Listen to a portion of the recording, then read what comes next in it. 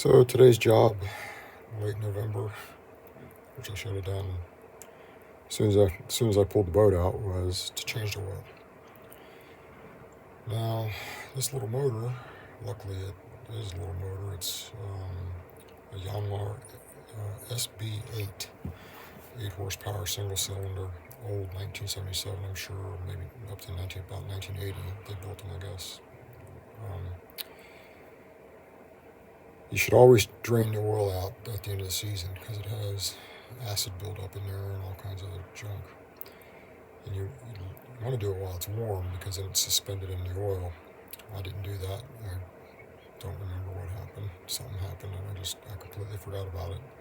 So now a month and a half later, 2 months later, whatever it is, I'm going to try to get it out of here. I don't have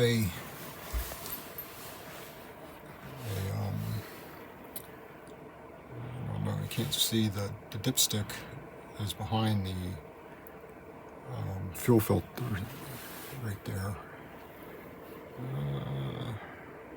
Yeah, I think you can see it right.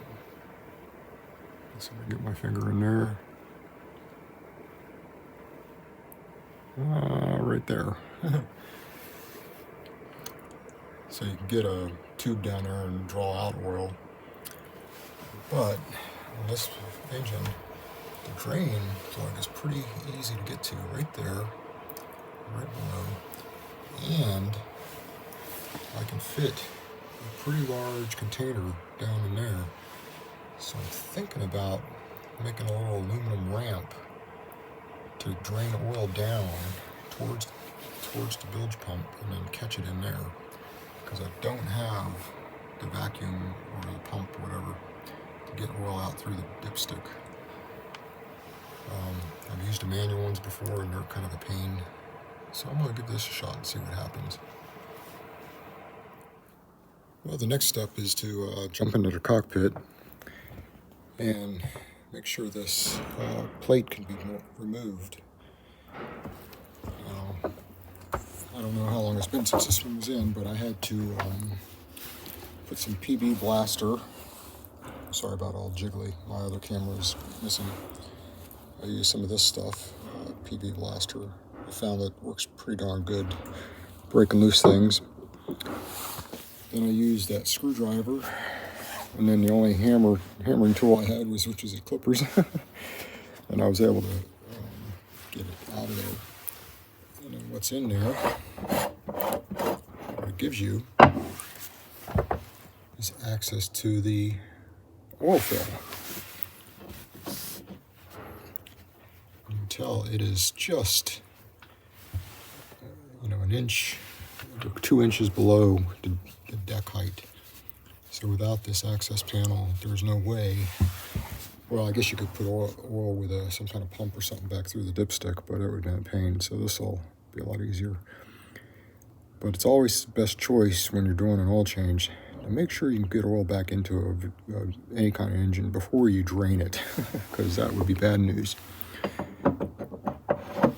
So I just put that plate back in there because I do have a little heater going on down there because I neglected to change the oil when it first came out of the water. Another step is to get out the oil strainer and clean it out while I'm at this. This being an old motor, doesn't have a separate oil filter. The oil strainer is on the port side.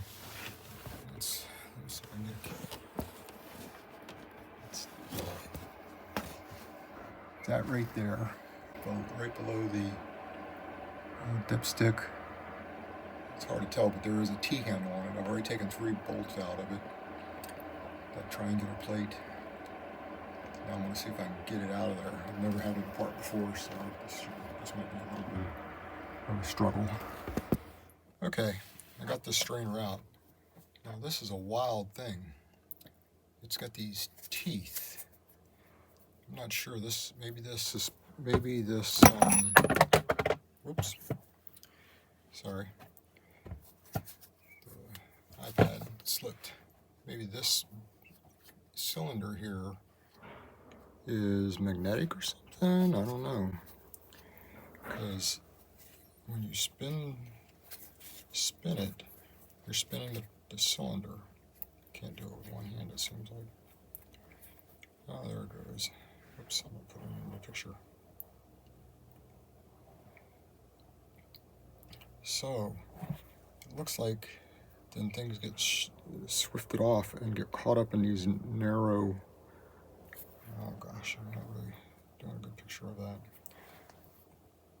Debris is caught up in these things, this tooth or comb kind of thing. So I'm going to take it out in the cockpit. Well, here's the service manual. Talk about it. It just says clean the inside of the lube strainer, remove the 3 strainer screw cover bolts, pull out the strainer, thoroughly wash with light oil, brush off dirt adhering to the strainer plates. Now that I see the real one, I can make heads or tails of the picture there. And here's the strainer. Once I've gotten it out, oops, where is it? There it is. And there's the strainer plates. And yeah, well, that's just part of the cloth. I'm not sure how you're supposed to clean that out. I've got some kerosene in there, so I'm going to pour it through there and spray it through there and whatnot and see what happens. Very interesting. Okay, I think I figured this out. Oil, I believe, flows this direction into these thin plates, like a comb. And what I think I figured out is that you have round plates that are connected to the shaft here, to the turn handle, and you have plates with this protrusion on them on the top, and they're interspaced. And so when oil comes in here, particles, dirt, rust, whatever, gets trapped on this surface here, and then clean oil comes out this hole. Should keep it in the frame there, I guess, better. I don't know if it's showing, but I can see the shaft down inside that hole, the turning shaft. And so when you turn it, it's hard to tell.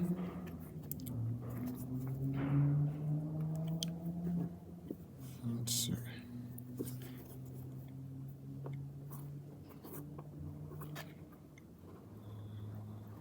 And if you can see that, there's some rust stains on here. And so that would make sense. Now from some angles I can see straight through the comb. It actually looks pretty clean. I've flushed some kerosene through it. So I think I'm going to put that back in now. It's as well as the oil filtration went in this engine. It's lasted this long, so I guess it works. Yeah, it's a Rube Goldberg production, but it seems to be working. Filling up this container down here. It's a old olive oil container my wife had. It is hitting it, so it'll be a little bit of a mess to clean up, I think, but at least I'm getting it out. Now, over in that area there, which was below where that screener was, I found this blob of gunk. It must have fell off the screener as I pulled it out, but there's no little piece there. Now that is a mess. I'm guessing that screener hasn't been opened in several decades. Now we're almost done draining here. It's dripping. I'm gonna let it drip for another 20 minutes or whatever, and 10 minutes, whatever. And I'll start closing it back up and filling it up. Clean up some of that mess. You can see the drips over there where I pulled that strainer out because it came up through the port cabin loft cabin access there, that little hole there. Wasn't the easiest thing in the world, but it wasn't hard either.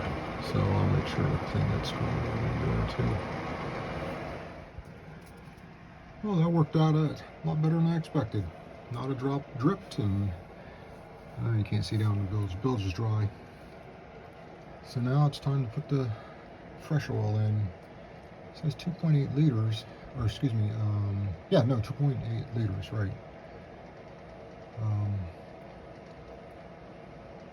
have to go out to the car and get the oil. I've pre-measured it, so I just need to go up and pour it in.